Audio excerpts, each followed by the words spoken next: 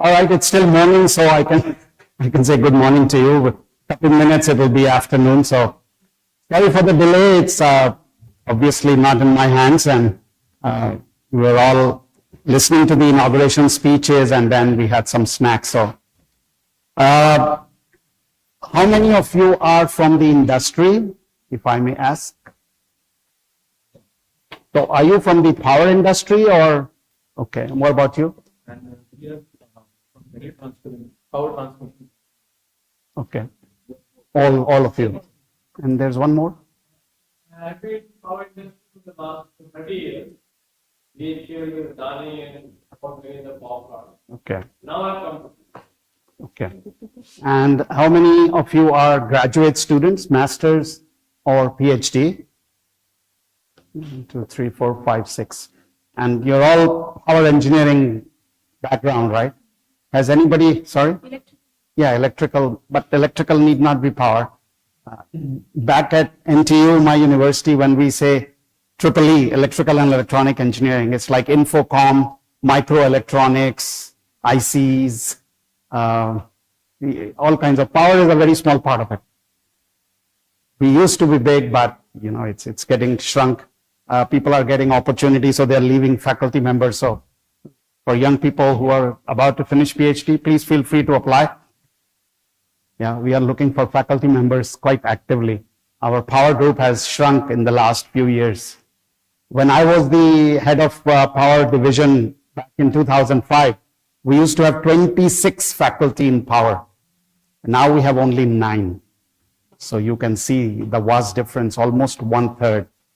I recruited about 6 faculty over the last 6 years. 2 of them have left already, full professors. I am currently also looking for another full professor or associate professor tenured position, that is tenured to the age of 65. That's the age till which we work.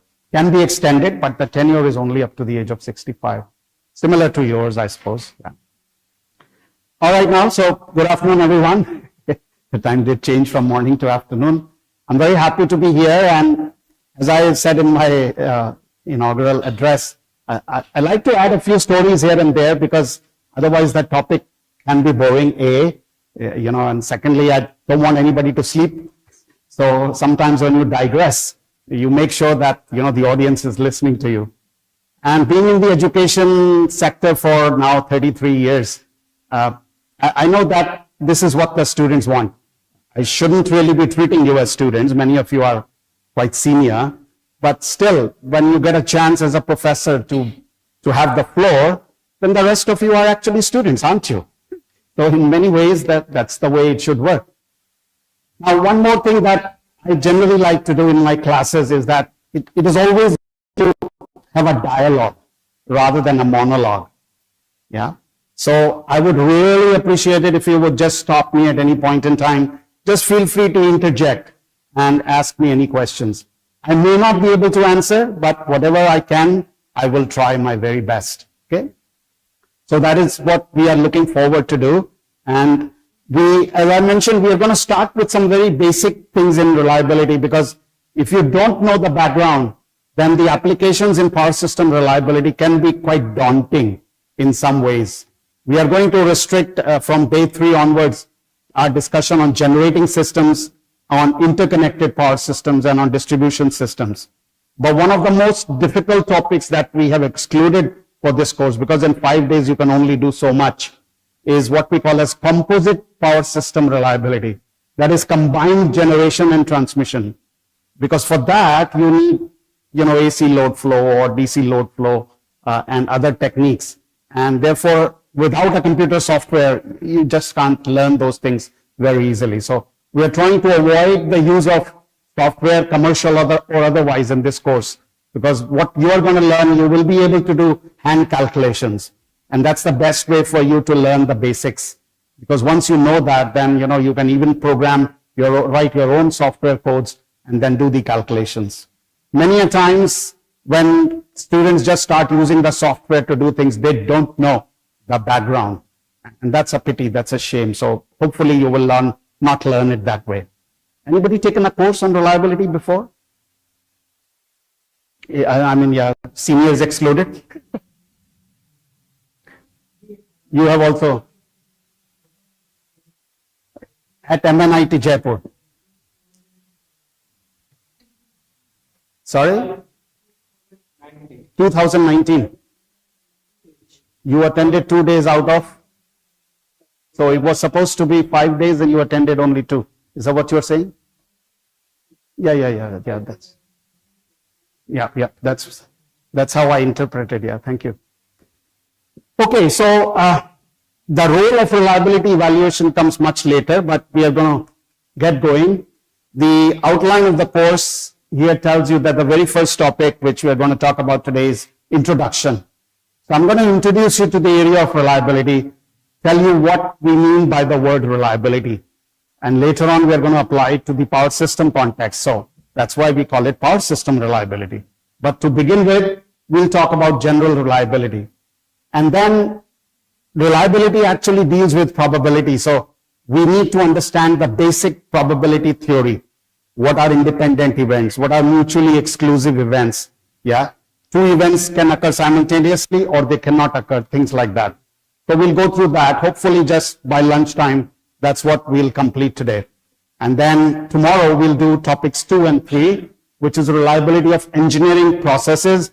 We're going to be looking at series configuration, parallel configuration. Yeah.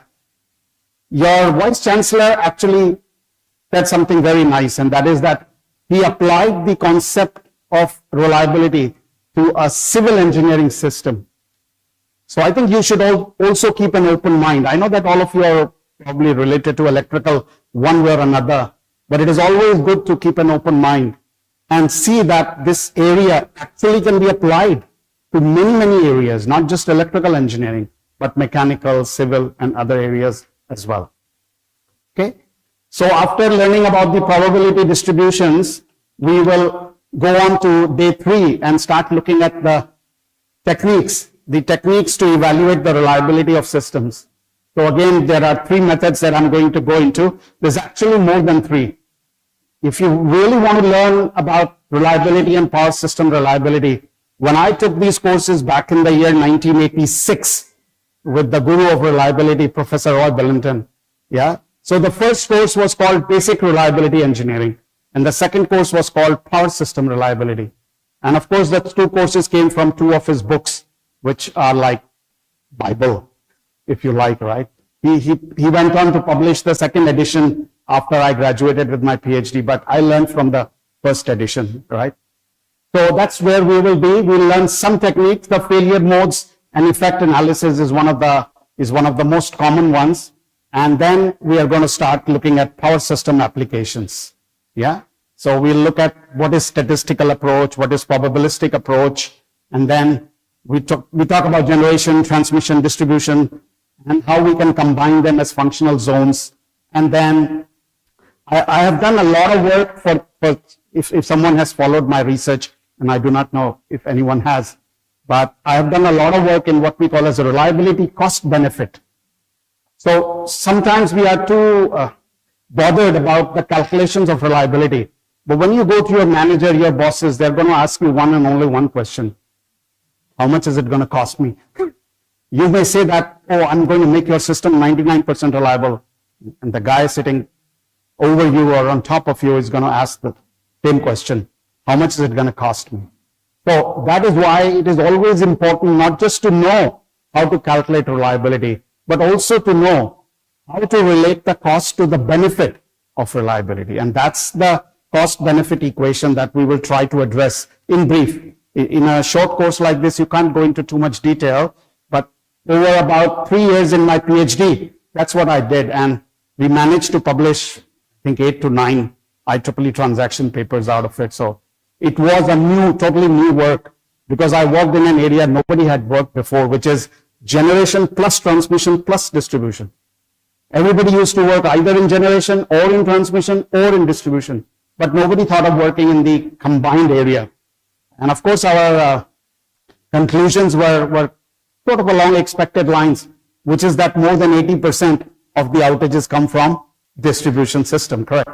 So that was also the conclusion in our study, and that explains why not everybody wants to study the entire system. Yeah. Only about 15 to 20% of the outages come from generation and transmission. But of course, where do you invest more money? You invest more money in generation and transmission, right? So there's a balance that we need to strike, okay? And then we will go very deep into generating capacity reliability evaluation. We are going to learn how to model generating systems. We are going to learn how to model the load, electrical load. By load, I mean electrical load. And then how we are going to convolve the two.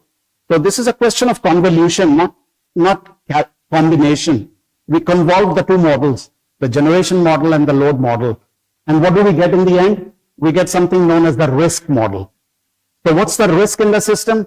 The risk in the system is quantifying the unreliability in the generation system. And once you know the unreliability, then obviously the reliability is the complement of that. Yeah. I mean, either the system is reliable or unreliable. You want to have the levels in between, sure, you can have. But by and large, there are only two modes, reliable or unreliable.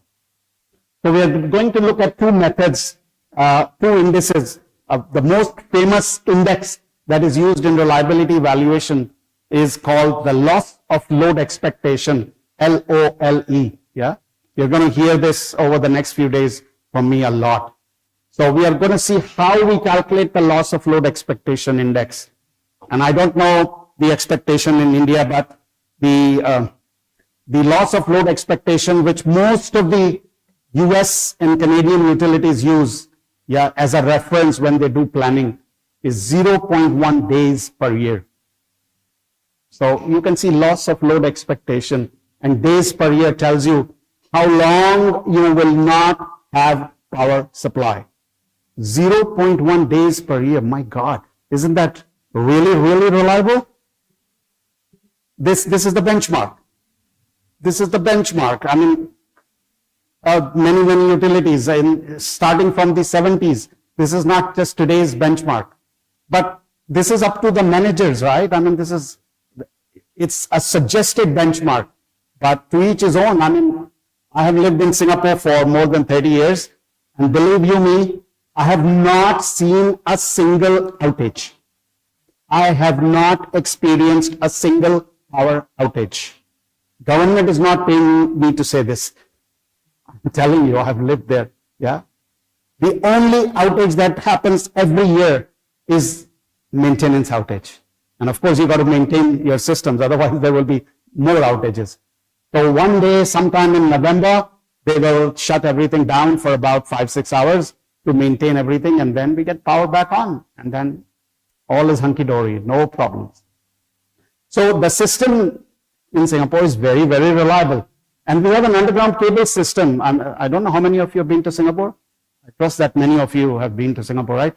Very green. You haven't? Dr. Monica, you should come there. It's a very green and clean, safe and reliable city.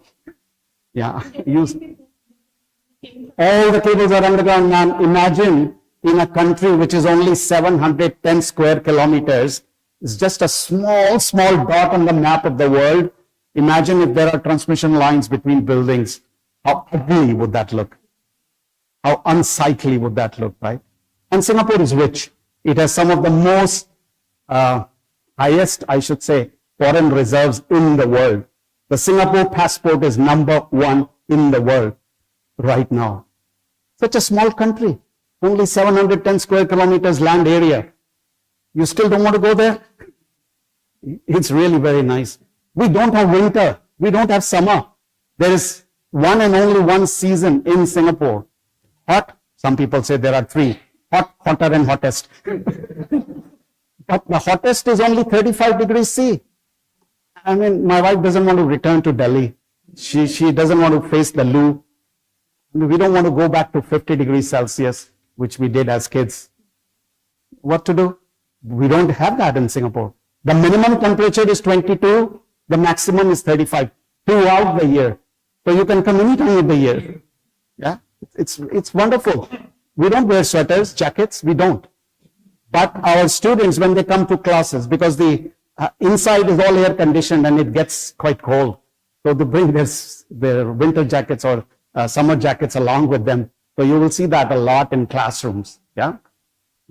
So now, where was I? I was talking about the LOLE, 0.1 days per year. It's difficult to imagine, right? Because I don't know what we have in this country, but I showed you or shared with you the experience in Singapore. It's probably quite close to that. Only 1 day, 0.1 days in a year. That means in 10 years, you have 1 day outage. That's what it means, yeah?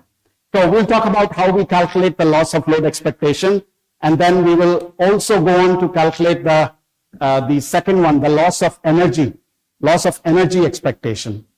So not just how we calculate the loss of electrical load, but how we can calculate the energy. How much energy is unsupplied whenever there are outages, yeah? And how does it contribute to the reliability of the system? Or what we actually should be saying is unreliability. Because most of these indices tell us the unreliability, and then the complement you derive from it. You say, oh, the system is highly reliable, or it's not so reliable, and things like that. And then on the last day, hopefully, we will talk about the interconnected power systems, how we can calculate the reliability of two systems. Like Singapore has 2 cables, underground sea cables, between Singapore and Malaysia. This is for exchange of power between the two countries in the hour of need.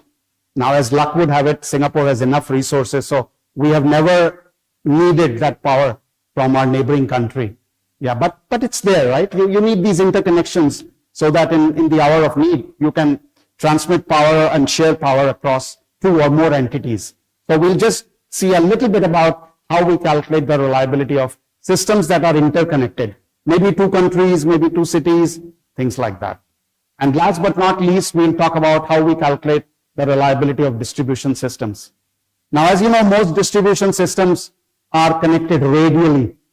Yeah, so we have radial feeders, and some of them are connected in the form of a ring. So we need to go back to the basics and look at how we calculate the reliability of radial feeders first, before we even think about the ring systems. Yeah, because any radial system can be connected as a ring, yeah? And any ring system can be sort of shut down from one disconnect and made a radial system. So we'll go back and look at that. So that will be the last module that we'll touch on, hopefully on Friday morning. And these are some of the references that I have put in the notes. As you can see, some of these books are, written by the guru of reliability, Roy Billington, as I mentioned earlier, together with his very close colleague, Ron Allen from the University of Manchester. And Professor Chanan Singh, who visited your university about 7 years ago, gave another course on reliability. He is also considered a guru of reliability. And you may not know this, but Chanan Singh also did his master's and PhD with Roy Billington, just like I did. So we are all coming back from the same father. So it's just a family of reliability experts, so-called experts. As is Wenyuan Lee. I think one of the other authors that you see here is Wenyuan Lee. Yeah, he has also written quite a few books on reliability. He did not do his PhD at the University of Saskatchewan. He actually did his PhD in China, but he did his postdoctoral work with Roy Billington, and then he ended up working for BC Hydro in Vancouver, Canada. And of course, yeah, the rest is history. Yeah. As luck would have it, after I finished my PhD, I was offered a job in BC Hydro. That's British Columbia Hydro. It's the utility company in Western Canada. But by that time, we had lived for 5 years in this city, godforsaken city called Saskatoon, where the University of Saskatchewan is. And I'm sure you don't know this, but Canada is a cold country. I'm sure you know this for a fact. But how cold is cold? -4? No, man. Add another 0. Add another 0. So for 6 to 8 months, from September to April, we had temperatures in the range of -25 to -40. And -40, I don't need to say Celsius or Fahrenheit. They're the same, as you all know. And to add to our cup of woes, wind used to blow, because this province is considered a what you call flat prairie province. It is an agricultural province, so when the wind blows, it blows. And that means there is a wind chill factor. And therefore, -40 seems like -60. Oh God, if you expose your skin, you will have a frostbite. So whenever we used to go out, it's all covered, you know. You can only see somebody's eyes and nothing else. So my wife had it enough. She says, I'm not gonna go and work even in Vancouver, which is much warmer. Yeah, Vancouver doesn't have temperatures below zero, but she just gave up on Canada. She says, no, I'm not gonna. So somebody told us about this university in Singapore, which was quite new at that time. Now, I'm talking of the year 1991. I had not even heard of the country called Singapore. Trust me. Seriously. Because the objective was to, you know, go there, study, and then probably try and live there. The wife came in the way. What can you do? When the lady wants something, at least the guy would agree with me, you know, there's nothing you can do. So all hell broke loose. She wanted to come back to Delhi. I didn't, because we were broke. I mean, after master's and PhD, you don't save money. And we had our first child when I was doing my PhD. So back there without any support and all that. So it was a tough period. But as they say, you know, when the going gets tough, the tough get going. So somehow we managed. So no India, no Canada. Somebody told us about Singapore and I just moved there. I never wanted to be a lecturer. Yeah. And yet, you know, I mean, this is like all the stories that I promise I'll tell you. The very first teaching that they gave me at this university was to teach mechanical engineering second-year students a course on electrical engineering, including machines. It was called Control and Electrical Engineering. So I was supposed to teach them about machines, DC and AC machines. I'm like a young 30-year-old guy, not wanting to be a lecturer. And I go to the class and there are 450 students and my legs are shaking. Because back in India, when I learned at REC Warangal or even in my school at Cambridge School, Srinivaspuri, we never had more than 40, 50 kids in the class. 450? Oh my God, I didn't know what to do. In 10 minutes, I realized that they were listening, just like you are. And the rest is history. I realized that I can do it. Yeah. And I've never looked back. God has been very kind. The students have enjoyed my teaching and I have won several awards, as she mentioned earlier on. And even though in the last 20 years I have been on leadership positions at the university, including the Dean of Admissions for 4 years in my previous life, several years ago. So I'm not able to contribute as much to research as I would like to, but I really enjoy teaching and I have enjoyed research quite a bit. And last 20 years, I've been enjoying what we call as professional activities as a leader.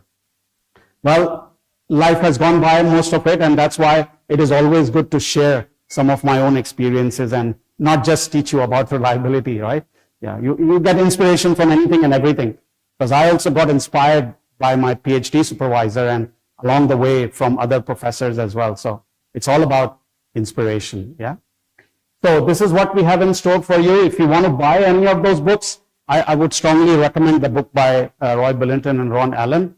But these days, I think everything is available online, so you don't necessarily need to buy. All right, so let's get cracking and talk a little bit about reliability engineering and then the basic probability theory in the half an hour or so that we have now. Now, you read this, that's a lot of words, yeah? But what is the gist of it? The gist of it is that when people started thinking about engineering education, did they think about the ways in which the products fail? The idea of engineering education was, hey, let's teach students how the products work. So it was more important for students to learn how things work rather than how things fail, right? And then that was something that was completely missing. Because you can't have something work and not know how it can fail. How are you going to address it if you don't even know the modes in which it can fail, right? So that's what engineering education is now gearing towards. We want to make sure that we understand the problems inherent in the variability. So that's the word that I've underlined, variability. You know, products are variable in nature. Things happen by chance. Things happen at random. That's what is variability. So how do you include the variability when you design products? That's the important thing that will lead us to this definition of reliability.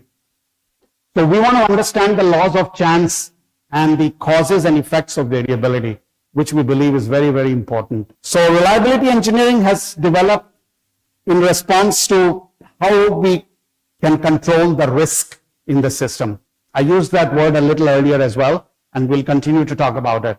The risk will be quantified in the form of LOLE, if you remember what I mentioned, or LOEE, the loss of energy expectation, and so on. And I'll also tell you some other indices that can be used to quantify risk.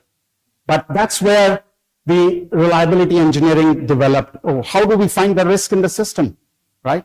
And then one of the questions that came to the fore was, how reliable will the system be during its future operating life? So if you're looking at 5, 10, 15 years from now, I mean, when people plan generation systems, they're looking at 15, 20 years ahead of time, isn't it? A lot of things will change by the time that generation comes online. So there is a lot of uncertainty. If you don't include that uncertainty, that's no good. Yeah. But how to include that uncertainty? Uncertainty itself means that you don't even know. You are guessing. Part of it is guessing, right? But without guesswork, you can't get the best plan to operate for you. So even with that guesswork, you have to come to the best possible or the most optimal solution. May or may not be the most optimal by the time you put it into action. But at least during the planning phase, you have to have some basis, yeah, for doing that. So this is the question you're going to ask. How reliable will the system be during the operating life? In fact, there is another question that I always put up to my audiences. How reliable should the system be? Not how reliable the system will be, but the other related question is, how reliable should the system be? I gave you the example of Singapore. It's already so reliable. So are they asking this question, how reliable will the system be? No. They're probably asking the question, how reliable do we need our system to be, right? So we need to answer all these questions, and you can't do that unless you deal with stochastic processes, unless you deal with chance happenings. Yeah, that's why we always deal with this uncertainty, and our reliability engineering is actually based on that premise, yeah, the laws of uncertainty. So quantitative reliability assessment techniques is what is going to be our focus on, how to calculate quantitatively. We are not talking about qualitative measures. We are not talking about power quality here. We are talking about the assessment that will lead us to a number. And we can say, my system is 90.91% reliable. Yeah, I will be able to quantify the performance of the system. That's where the reliability comes from. Power quality is slightly different. Yeah, you look at the THD, you look at some other indices which will tell you how good is the quality of the power. Here we are not talking about how good or bad is the quality. How much do we have? Is that enough? Do we need more? Or is it more than enough? Those are the kinds of questions, right, that we want to be able to ask. And without looking at stochastic way of modeling the system, we will not be able to answer those questions. So going back to the history of reliability, actually it started from these aerospace and military applications. Now, if you go back to the, let's say, 50s and 1960s, we used to have systems that were called mission-oriented systems. I guess in some ways they are still there. You still have the aeroplanes. You still have all these rockets being launched in space and things like that. These are mission-oriented systems. What do I mean by that? That means that they start at a particular time, t equal to 0, and after t is equal to t1, they are supposed to complete their mission, whatever they were supposed to do. A flight originating from airspace A is supposed to land in airspace B in a certain amount of time. That's a mission. If something happens along the way, then the mission is disrupted. So sometimes the failures of components take place, and yet the mission is not affected. But there are some components which, when they fail, they will influence the mission, and then the mission may fail. So mission-oriented systems are slightly different as opposed to what we are going to be talking about, which is continuously operated systems. Yeah. Mission-oriented systems have a mission, a target. That's it. Yeah. One-off target. You start and you must end. If you don't end, it's called a failure. Now, in power systems, we don't have that, right? Several generators can fail. Several transmission lines can fail, and yet the system may continue to perform as long as it is not cascaded outages, as long as it's not a total shutdown, you know, a blackout, things like that. So we have mission-oriented systems and we have continuously operated systems. So we now talk about this word called reliability. So I'm going to show you the actual definition of the word reliability, which comprises of four elements, four components, call it what you will. Yeah. These are all in your notes, right? Flavor is the same. What I mean to say is, let's consider this is our mission. This is continue 1 hour of thinking of the power, induction of the power. Okay, so we can consider 1 hour of the mission time. Let's get into the pattern. What are the, we have the pattern, redundancy. But for this is also we can calculate them like that. Right. So actually, we don't look at the power systems like on an hourly basis, right? When you are doing the planning, you are looking at several years, not just hours, not just weeks, not just months. So I'm looking at the planning stage now. I'm not looking at the operating stage. Operating stage, maybe you can still look at half an hour to 1 hour, whether the system is operational and things like that. So we are looking at long-term plans. And therefore, we are going to be talking about something called adequacy of systems, not security. So what you're talking about is something that we would put under the domain of system security.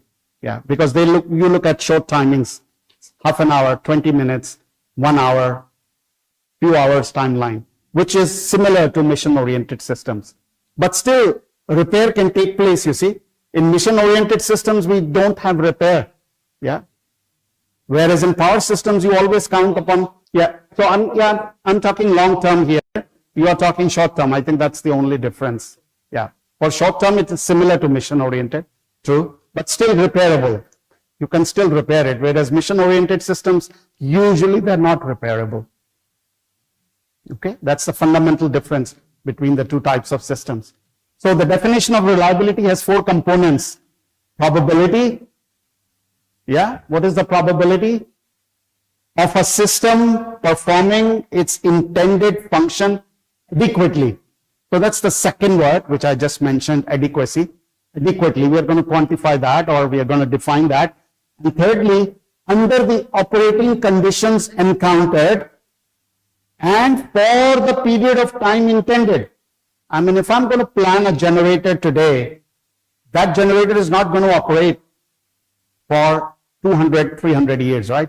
Or indefinitely. It has a time that during which it will operate. So some generators like hydro generators, nuclear generators, they have a very long life, 40 to 50 years. Whereas other generators have 10 years, 15 years. Gas turbines don't have such a long life, right? So the period of time that you are intending for a certain component to operate is a very important part of the definition. Yeah. Whether you are tending to it to operate for a month, a year, 10 years, 5 years, things like that. Probability, we'll just define adequately. What is adequate performance? What is adequate performance to you may not be adequate performance to me, right? So it becomes a managerial decision. And that's why I told you that in Singapore, the system is quite reliable. So they may not be thinking of adding more capacity because it is already reliable. Whereas in another system, the planners and managers and the bosses might say, oh, I think there are too many outages here. I should enhance the system. And that's why your adequacy of the system is on the lower side. So the word adequate means that whether the performance of the system is considered reasonable. Let's use different words to describe the same thing, right? So time is important. Yeah, how good the performance is, adequate the performance is, and then the probability of outages, which we are going to quantify. And the last one is operating conditions. Now, operating conditions means that you have humidity, you have, vibration, shock, temperature effects, things like that. If your component is operating in those adverse weather conditions, then of course it's going to fail more. Whereas if a component is operating under healthy conditions, under good conditions, it's not. So the best example is that in many countries, the transmission lines are exposed to severe adverse weather. There are snowstorms and things like that, right? So obviously, there are more failures. They are more prone to failures in that environment. So we need to consider the operating conditions when we do the calculations of reliability. So those are the 4 elements of reliability: probability, adequate performance, period of time intended, and operating conditions for which the component or equipment is supposed to operate.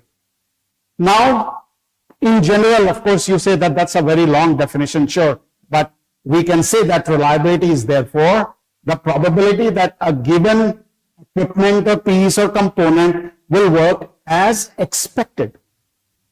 You could just say, I mean, as a layman, I can understand that very easily, right? What's the probability that, this is going to work or this is not going to work? That's what we mean by the reliability. And we go back to the mission-oriented system. In the case of a rocket, it's a mission-oriented system, so the mission must continue without failure.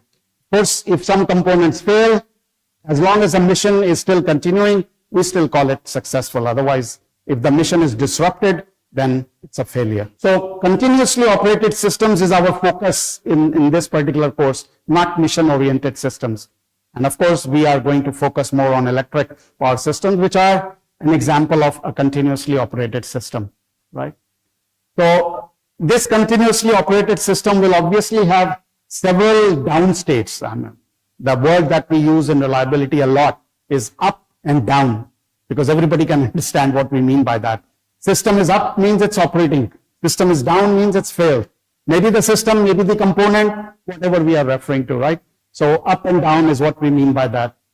So there are several down states or failed states, but as long as the system can tolerate 1, 2, 3, 4, whatever failed states are taking place, and it still continues to give me adequate performance, then I'm okay.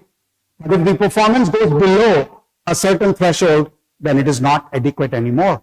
And I need to enhance my system, right? So that is exactly our focus.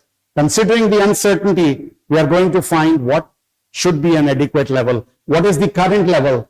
And where do you want to go from there? Yeah, if ever you want to go from there in the upward direction, right? So that will be our focus. So continuously operated system, one example is the distribution system, the power system, and the key word that we use to represent the reliability is called availability.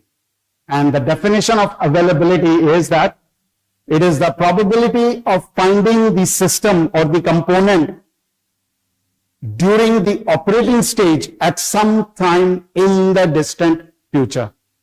So if you look at the distant future, you say, oh, I think that it will be operating 90% of the time. That's the availability of the system, right? The other word that we use is security, as I was mentioning to the gentleman there. And that security aspect says, if I have major disturbances in the system, in the generation and transmission system, can the system tolerate that? Or will the system be shut down? So that is where we consider security aspects. And one of the areas that these days there is a fair bit of focus is on cyber security, as you know. There's a lot of threat on power systems, not just power systems, on many systems of cyber attacks. And a lot of people these days have started to work on calculating the impacts of, cyber attacks on power systems and things like that. So many areas for you to try and consider in your doctoral work or postdoctoral work. That's the definition of availability. The probability of finding the component on outage or in the operating state at some point in the future. Obviously, there is another word which is called unavailability, which is the complement of that, right? So if the availability is 0.9, the unavailability is 1 minus 0.9, that's 0.1. Assuming that the component can only exist in 2 states, available or not available. But I will show you later that it need not be the case. We can have intermediate states, what we call derated states. Actually, a lot of people have studied up to, if I remember correctly, 14 states, 14 state models, up, down, working at 10%, working at 20%, working at 30%, and so on and so forth. And eventually they concluded that a three-state model is good enough to represent our systems. That means up state, down state, and an intermediate state called the derated state, which could be 40%, 60%, 70%, but that one state is enough instead of another 10 states in the middle. Yeah, so the three-state model many utilities use, but by and large, the two-state model is enough. Why? If you look at many of the generators which are on base load, yeah, hydro generators are base load, nuclear generators are base load. So for them, the two-state model is good enough, up or down. But gas turbines, right, they are intermittent. You use them for peak shaving, yeah. So their model need not be just up and down. You can have several derated states. So depending upon the type of generating capacity, you could have different models, but the two-state model is the most common, available or not available. There are several other measures that are used in calculation of reliability. So I just show you a few here. The probability of failure, expected number of failures in a given period of time, mean time between failures. Now, for those of you who study electronics, I think you have learnt this word, mean time between failures. In power systems, we don't use that as much, yeah, because the mean time to failure is actually very large and the mean time to repair is very short. So that's why we say, oh, we don't need to consider the mean time between failures because it is very close to the mean time to failure, MTTF, yeah. So that's why the mean time between failures for power systems is not as critical, but for electronic systems it is because you need to replace the component, right? The component fails means it fails. You can't repair it, electronic component. So slightly different. Average downtime, mean time to repair, and average uptime, mean time to failure. Obviously, you want the average uptime to be much greater than the average downtime. Otherwise, the system is highly, highly unreliable, isn't it? That's why the MTTF, as I said, mean time to failure, is usually very large. Maybe, let's say, out of 8,760 hours in a year, maybe 7,500 to 8,000 hours is MTTF. And then the mean time to repair, that means once the generator fails or once the feeder fails or the transmission line fails, how long do you take to repair it? That's the mean time to repair.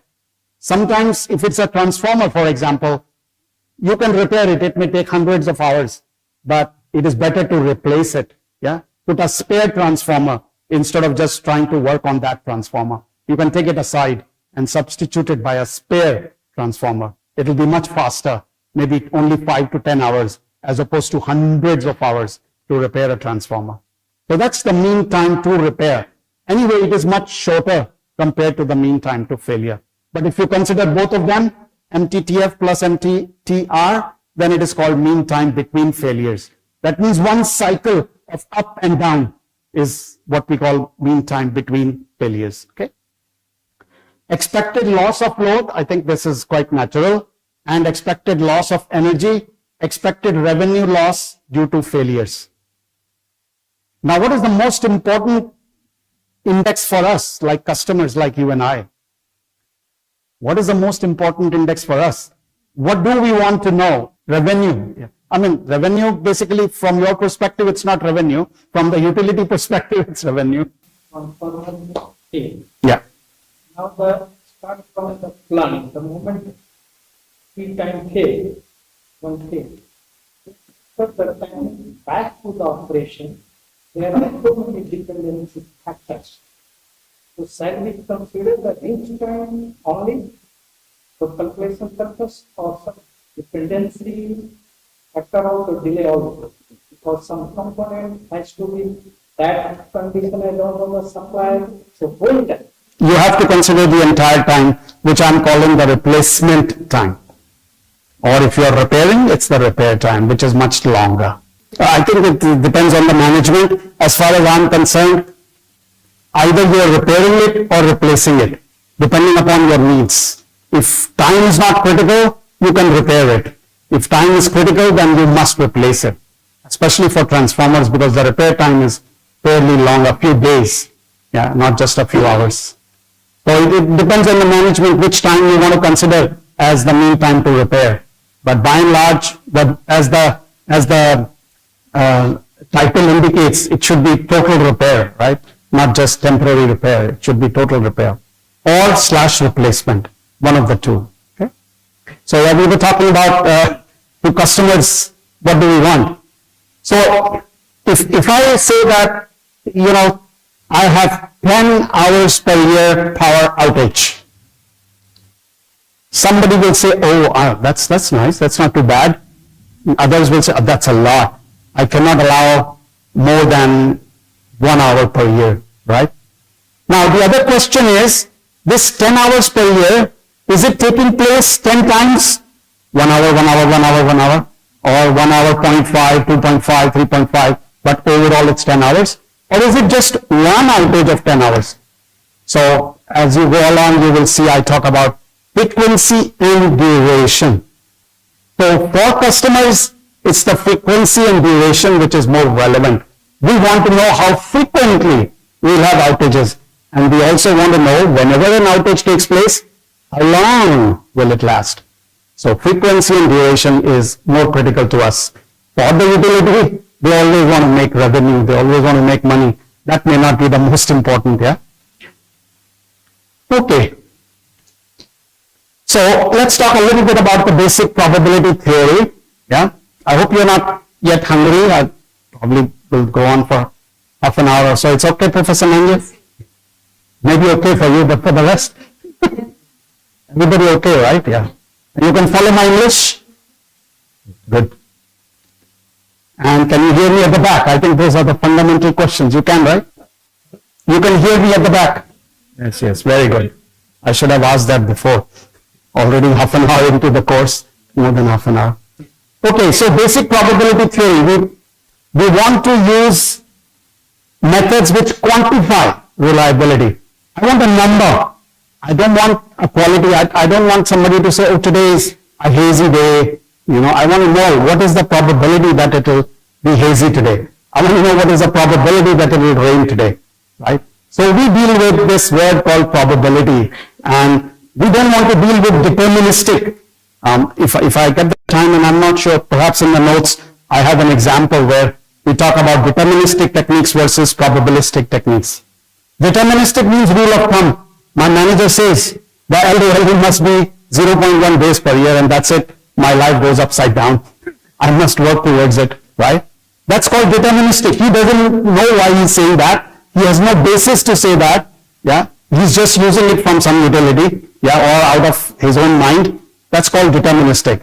Probabilistic means we will include the uncertainty. We will include the stochastic nature of the generation of the load, and then we are able to quantify the chances of the system not being favorable or not being reliable. Yeah. So probability defines the likelihood of an event. Yeah. It actually quantifies something. So for example, it may seem like a bad thing to say, but the probability of me dying is 1. So some of these we can quantify easily, right? Because we'll die one day, right? Generally, probability ranges from 0 to 1. 0 means it cannot happen, and 1 means it's 100% certain to happen. Those are extremes, obviously. Most of the times, the probability will be somewhere in between, right? So sometimes you see all these. If you check out the weather, you will see that these weather specialists tell you 80% chance of showers. And sometimes they are right, sometimes they are not, isn't it? Because why? This is all stochastic. Yeah, they're also using models to determine all this. So you can't be right all the time. And that's exactly the same for generation. We are planning 15 years ahead. When it actually happens, maybe it's different, right? But there is very little you can do because of the uncertainty. You decided to include or model uncertainty in a certain way. Turned out that the situation 15 years down the road is slightly different. So be it. But you did your best, right? So we are dealing with a numerical index between 0 and 1. And if you have only 2 outcomes, success and failure, then the probability of success can be defined as P, and the probability of failure is Q, where P plus Q is equal to 1. In very simple terms, we have 2 outcomes. I toss a coin, fair coin, assuming it's a fair coin, then I know that there are only 2 outcomes, a heads or a tails, right? The probability of each is the same, half. 0.5, but there are only 2 outcomes. Yeah. And then similarly, if you have a die, no? You toss it die. I think we all have played games involving die, right? 6 faces, 1, 2, 3, 4, 5, 6 dots. So what is the probability of getting the face up as 1? 1 by 6. Yeah, similarly for all the others, right? So some of these probabilities are easily determined by us. Why? Because we know the geometry of the system, for example, the die, or by the throw of the coin, we know there's only 2 sides, yeah, heads or tails. So the geometry of the system allows us to find the probability very easily. But we can't do that for all systems. These are very trivial examples where the probability can be written very easily. So what do we do when we don't have such simple systems? Then we must do an experiment quite a large number of times in order to arrive at the probability, isn't it? So this is the example that I have given. If an event can occur in capital N equally likely ways, and if you are interested in the outcome A, you are interested in the attribute, I call it, but outcome, call it what you will, A, it can happen in small n of these ways, then the probability of A is small n over capital N. Obviously, you want to do this not 10 times, 20 times, you want to do this experiment an infinite number of times so as to get a realistic value of the probability. So that's what we should be doing as n tends to infinity. Ideally, I mean, nobody does that and it's not realistic, but we should let n approach infinity, approach a very large number. So the true probability can only be attained after infinite number of trials. Let's look at the rules of probability, which will help us when we go into the reliability studies. So let there be an outcome A, and the probability of outcome A happening is PA. Similarly, there is an outcome B, so the probability of that happening is PB. And the probability of outcome A not happening is PA bar. Yeah, so I'm just using because they are complement. Either A is happening or not. Either B is happening or not. Okay, so those are the notations, the first 3. Now this is interesting concept, conditional probability. So the way we write is probability of A condition on B, meaning the probability of obtaining A given that B has already happened. So this is conditional, isn't it? If B hasn't happened, then this is not going to be. So we know that B has happened, and given that has happened, what is the probability of A happening? Yeah. So that is conditional probability concept, and this is A dot B is called probability of both A and B. Both A and B happening. And PA union B, this is the sign of union, is probability that A or B or both happen. Basic rules, these are some of the basic rules that I think will get us going. So we also define what is called independent events. 2 events are said to be independent, completely independent, right? If one generator fails in India and another generator fails in a system that is connected to the Indian system, they are supposed to be independent events, right? So that means that the performance of one is not affected by the performance of the other. Yeah, they are not related to one another in any direct manner, right? So occurrence of one does not affect the probability of occurrence of the other. Mutually exclusive events, just like anything in life, mutually exclusive means if this is happening, this cannot happen, right? And then we have something called complementary events. Complementary means if this does not happen, this must happen, right? They are each other's complement, right? So that's what is complementary events. And then what will happen after we learn these definitions, independent events, mutually exclusive events, complementary events, then what is for 2 independent events? What is the probability of both A and B occurring? Both A and B, not A or B or both. A and B is probability of A times probability of B. They are independent, right? So mutually exclusiveness cannot happen if they are independent. But if they are dependent events, then we have to use conditional probability. Either A happens first or B happens first, right? So there are 2 ways in which we can find that probability.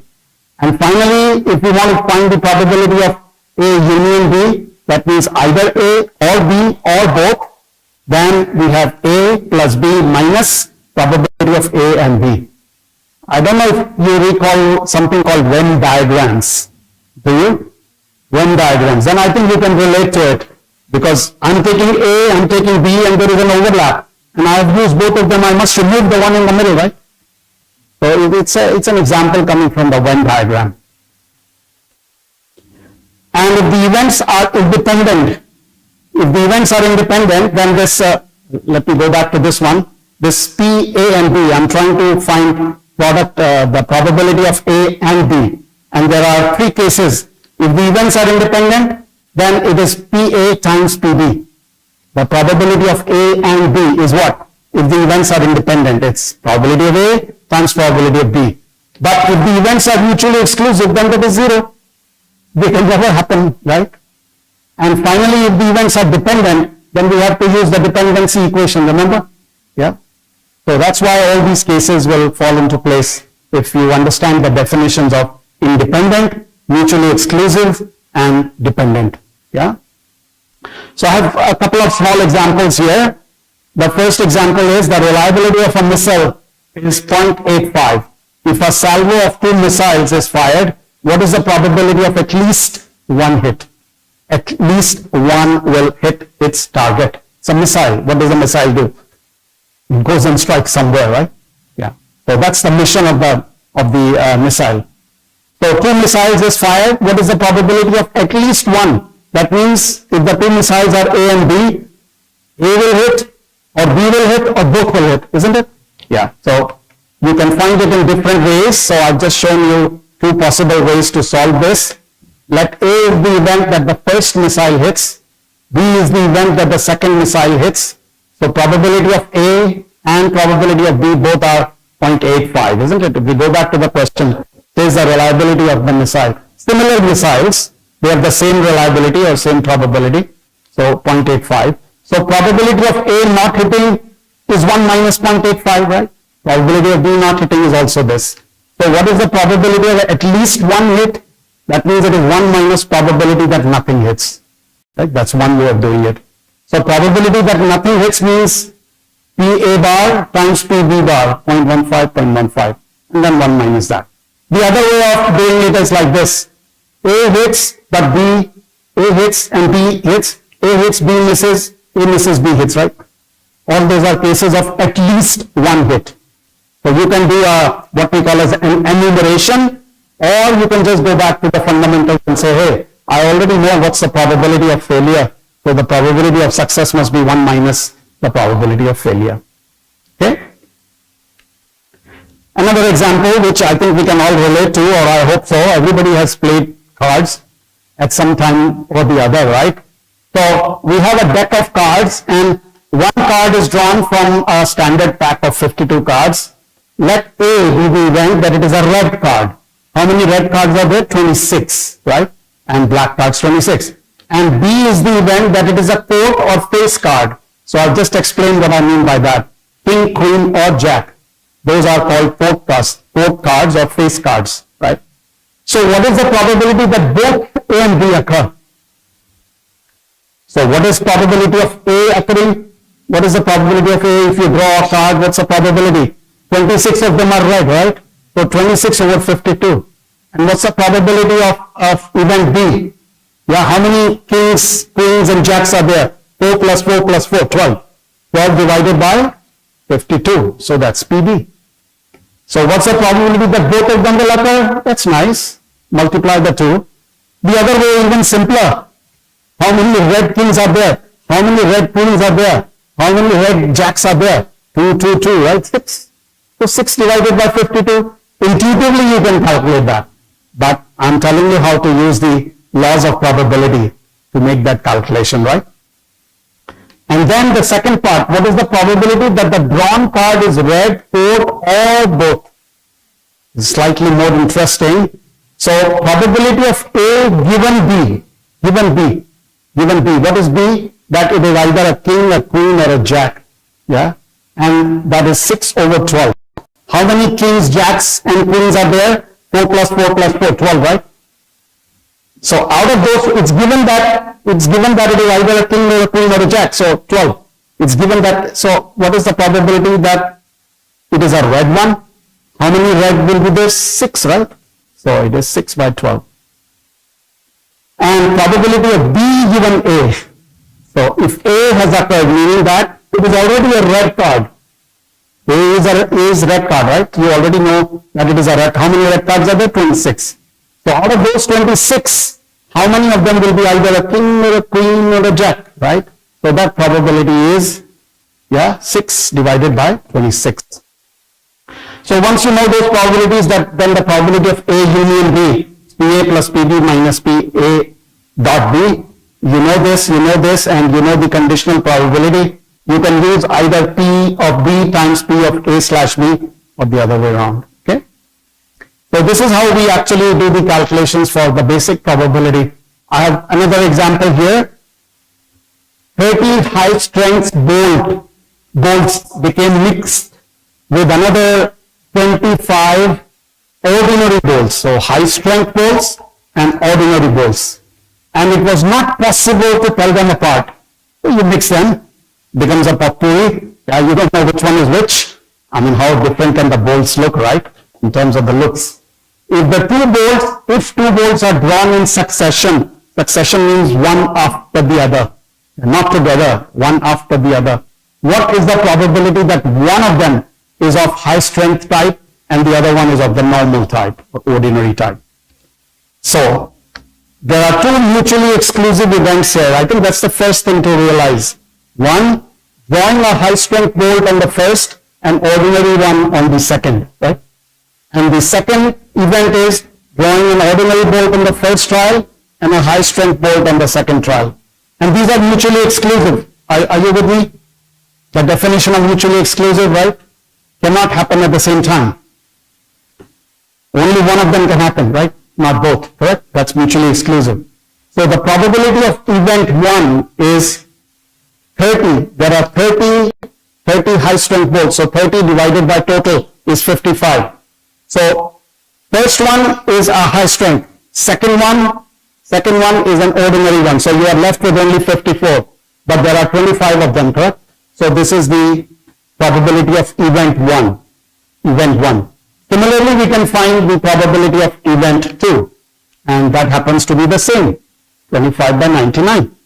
And then we say the probability of either 1 or 2 is the sum of the two probabilities, right? Because they are mutually exclusive. So probability of A and B is 0. The probability of A union B is probability of A plus probability of B minus probability of A and B, which is 0. So therefore you add the A and B probabilities and you get the answer. Slightly trickier questions, we are not used to it maybe because you've forgotten all this basic thing, but I think we need to be aware of these rules of probability. There is another example here, the last one I think. Let's read it. A shopping complex is to be designed to accommodate companies with different needs for hot and cold water. The engineer is to design these utilities in such a way that the provisions should not greatly exceed the actual demand, nor should the capacities be inadequate. So there are 4 classifications. For hot water, it's either 10 or 20 units. For cold water, it's 2 or 4 units. So hot water is written as H10 and H20. Cold water is written as W2 and W4. Okay? The owner of the complex, based on previous experience, has given the engineer the following estimates of the probability of encountering these 4 situations.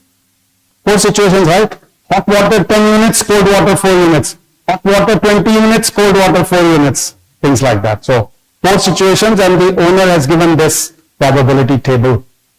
Okay, so H10W2 means 10 units of hot water, 2 units of cold water. Clear? Yeah? 20 units of hot water, 4 units of cold water, 0.5. That's the highest probability. Find the probability of the cold water demand being 4 units. Cold water demand being 4 units. So cold water is here. Cold water is here, being 4 units. 4 units is here, 4 units is here. The second one and the fourth one. So the probability will be 0.2 plus 0.5. the probability of hot water demand being 20.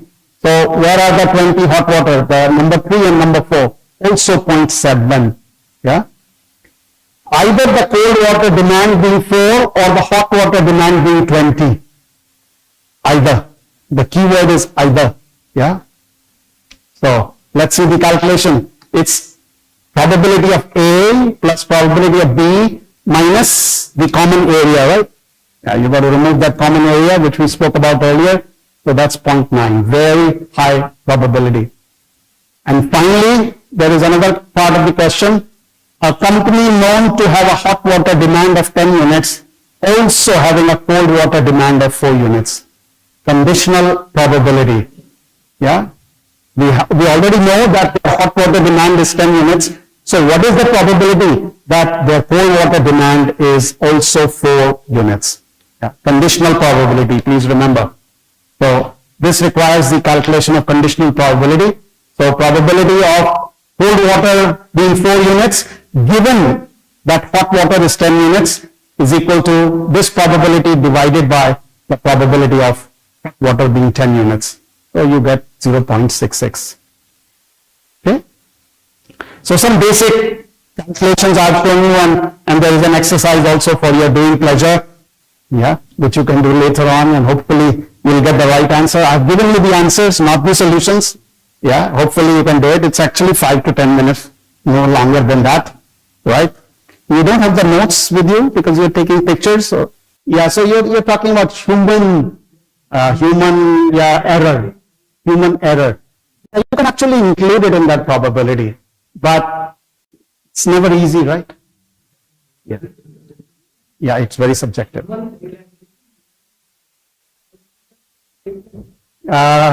I would think that it is a little bit more circumspect, yeah, more subjective. So, yeah, so quantifying it is not going to be that easy. But I think some of these techniques you can still use. I don't see why it cannot be done, but it's going to be still very subjective.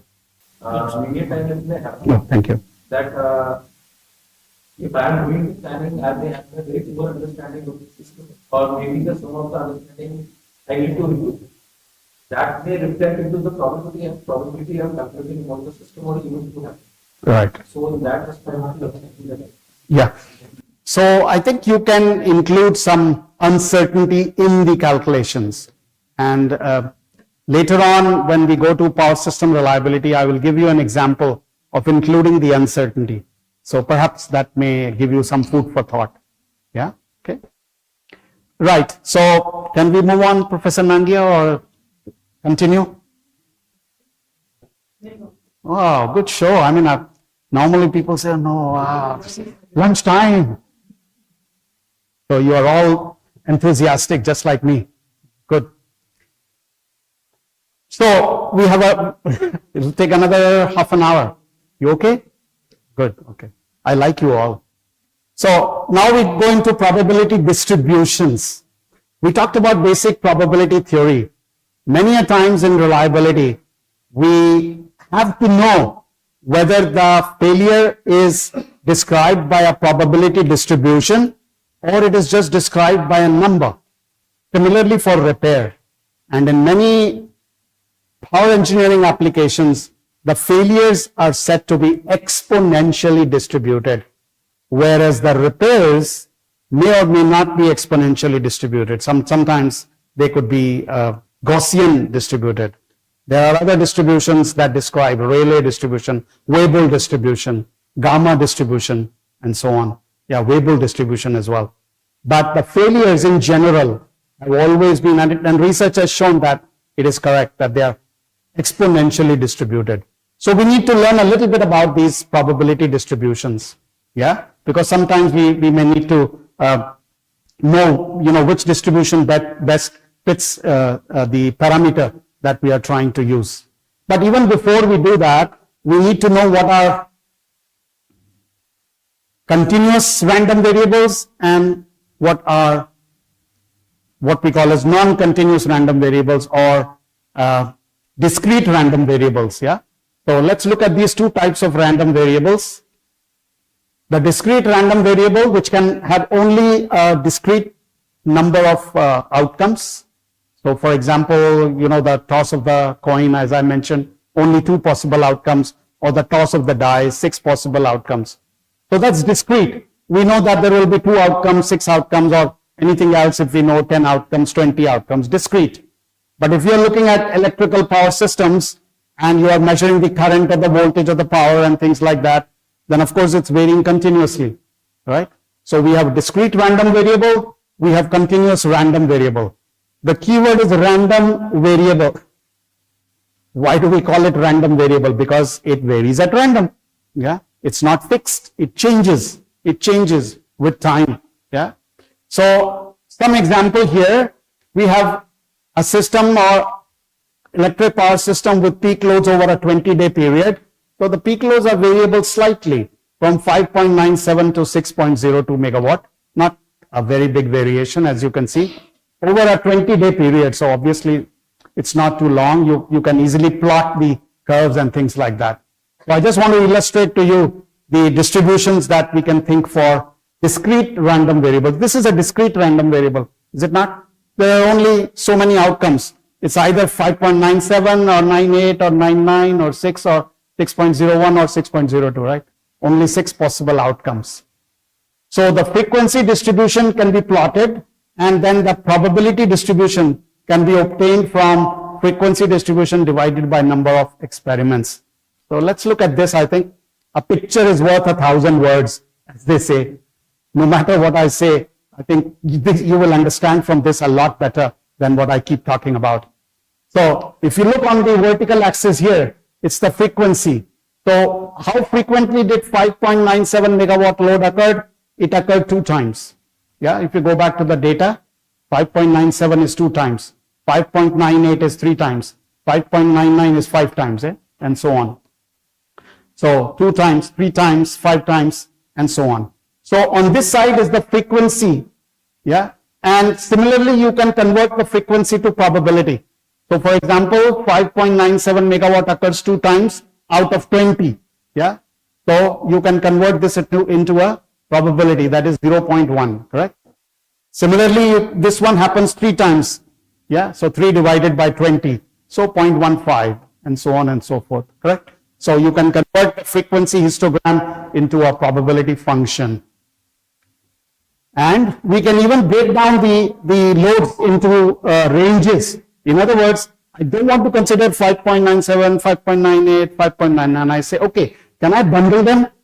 Can I put them in groups? I mean, these are only 20 data. Suppose there are 100 data. You don't want to have 100 points, right? You probably want to have only 5 to 10. So putting them in a range is very common.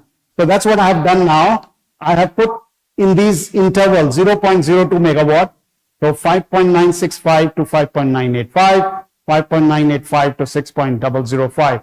So I find that now I have only 3 instead of 6, right? And also I can convert the frequency into a probability using the same concept, right? So this is how we draw the frequency histogram. And from there, we can determine the probability mass function. For a discrete random variable, the probability distribution is known as probability mass function, PMF. For a continuous random variable, the probability distribution is known as probability distribution function, PDF. Of course, most of us today know what PDF is, right? You take a Word document and you convert it into PDF. I'm not talking about that. PDF here means probability distribution function of a continuously random variable. Okay. So first, the probability mass function. So if we go back to this figure, we know the frequency distribution and we find that the total probability must add up to 1, isn't it? If you go back to this figure, if you add up all these probabilities, 0.1 plus 0.15 plus 0.25 plus 0.25, if you add all of them, the total probability has to be 1. The total probability can never exceed 1, right? Yeah, I mean that's intuitively also true. So that's what it shows. And then the frequency histogram of 1.2 is converted into a probability mass function again, same thing. The total probabilities of all the outcomes has to be 1. Now, probability distribution functions are used to describe the variability of random variables. And another distribution function that we need to learn is called the cumulative probability distribution function. So now what we do, we have the probabilities of those individual ranges, remember? Suppose I now arrange them in an ascending order or a descending order. Usually we arrange them in an ascending order. Then this is what I will get. So it starts with 5.97, it goes all the way to 6.02, and then the probability of each one of them gets added up until I reach the probability of 1. The cumulative probability must add up to 1.0. Yeah. So what is the advantage of this cumulative probability distribution function? The cumulative probability distribution function is very useful when you calculate the probability of a certain power or value, load value being, for example, less than 5.99 or less than 6.0 or less than 6.01. You can calculate that from that probability distribution, cumulative probability distribution function directly. So this is what the cumulative probability distribution function looks like. And if we now look at the continuous random variables, then the cumulative probability distribution function for a continuous random variable will not be discrete. Yeah, you saw those little steps just now. But if it is a continuous random variable, it will be a curve and it will asymptotically go towards 1. The cumulative probability must always be 1 for all the possible outcomes. Yeah. So this is the cumulative probability of 1. This is cumulative probability distribution function of a continuous random variable. But we want to use this one more. This is called the probability density function that I mentioned earlier, PDF. How do you obtain this? This looks like a Gaussian curve, yeah, as you can see here. So the probability density function is obtained by differentiating the cumulative probability distribution function. Obviously, the other way around, if you want to find the cumulative function, you integrate the probability density function, right? The two are related to one another very easily. And please note that the area under this curve is 1. Yeah. And if you want to find the probability of an outcome between A and B, the probability of an outcome, random variable X being between A and B, then you integrate this function from A to B. So if you go back here, you can integrate A may be here, B may be here. So you find the area under the curve between A and B. That's what it means, right? But if you want to find the probability of occurrence at any given value of X is always going to be 0, A to A. You're not going anywhere, right? You're just standing at a particular point. So these are what we call as probability mass functions for discrete random variables and probability density functions for continuous random variables. Right. So another simple example to illustrate how we actually calculate the probability density function or probability mass function. Draw the probability distribution and cumulative probability distribution for a random variable X defined as the sum of the upturned faces of two fair die. So I've got two die and I roll them and I look at the top face of each of those die. So what is the lowest sum that I can have? Can be 1 here, 1 here. The sum, note the question, the sum. So 1 plus 1 is 2. So the minimum is 2. And then the maximum will be 6 here, 6 here, right? So it varies from 2 to 12. And what's the probability? The probability of the sum being 2 is what? That means over here is 1, over here is 1. What's the probability of this side being 1? It's 1 by 6, isn't it? Probability of this side being 1, also 1 by 6. The two are independent, right? Independent events. Similarly, probability of 3, probability of being a 4. So the sum being a 4, right? And then you will see that these are the probabilities. It goes up and then it starts to fall again. You can calculate. If you don't trust me, this is how it will turn out to be. Yeah. So this is the probability mass function because this is a discrete random variable. You can also do the cumulative probabilities. So the cumulative probability of 2, of course, doesn't change because that's the first minimum one. Probability of 2 doesn't change. But if you want the cumulative probability of 2 and 3, then what will it be? 1 over 36 plus 2 over 36, right? And then if you want the cumulative probability of 4, it will be this plus this plus this. Cumulative, right? I mean, everybody understands the meaning of the word cumulative. So you will find that it goes like this. And finally, of course, we said that the total probability, cumulative probability, will go up to 1. Yeah. So this is what the cumulative probability distribution function will look like. Yeah. The sum is 2, sum is 3, sum is 4. It keeps increasing. That's the general trend for a cumulative function. Cumulative function doesn't go down. We are always adding. We are not subtracting. So it will always go higher and higher until it reaches 1. Right? Now, 2 more things before we wind up for this morning session. First one is called, everybody knows this word, mean, average. In the literature, we use slightly more sexy words. So we say mathematical expectation, yeah, but it's nothing more than a mean or average. So how do we define that? Yeah, describe the random variable of a system by a set of data or one or more parameters. Sometimes we use distribution. Sometimes we just want to find the average value of the distribution. And then later I will show you that sometimes we also use another parameter called the standard deviation. So mean and standard deviation is what we are trying to learn about. So this is commonly called the average or mean value, and it is written as expected value of x, where x is the discrete random variable. So expected value of x is xi times pi, where xi is the outcome and pi is the probability of that outcome. So if there are 10 outcomes, then we have x1, x2, x3, x4 up to x10, and p1, p2, p3 up to p10. Then just weight them and then get the total average. Yeah, that's how we calculate the average, where the total sum of the probabilities cannot be more than 1, correct? That means you have exhausted all the possible outcomes. Yeah, then it becomes 1. For a continuous random variable, it's integration. For a discrete random variable, it's summation. For continuous random variable, I think this is all quite standard that everybody can appreciate. So you integrate, right? So for the 20-point load data that I used in the earlier example, and of course you don't have the notes, but whenever you do get them, please try to find the mean or the average, and that should turn out to be this one, 5.9955.